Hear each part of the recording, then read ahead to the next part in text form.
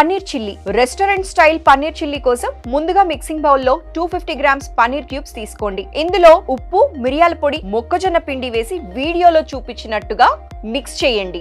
Medium flame మీదున్న pan లో నూనె వేసి వేడి చేయండి. అందులో పన్నీర్ ముక్కలు వేసి బంగారు రంగు వచ్చేంత వరకు వేయించాలి. వేగిన పన్నీర్ క్యూబ్స్ ని వేరే బౌల్లో పెట్టి అదే పాన్ లో 2 టేబుల్ స్పూన్ల నూనె వేసి ఉల్లిపాయ ముక్కలు, అల్లం వెల్లుల్లి తరుగు వేసి వేపండి. ఆనియన్స్ బ్రౌన్ కలర్ వచ్చాక హాట్ వాటర్ యాడ్ చేయండి.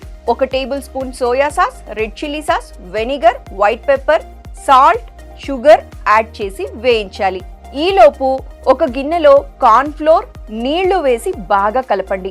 ఈ మిశ్రమాన్ని కూడా వేసి చిక్కబడే వరకు ఉడికించాలి.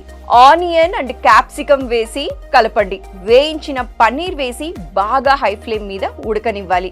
అంతే, నోరూరించే western style paneer chilli ready.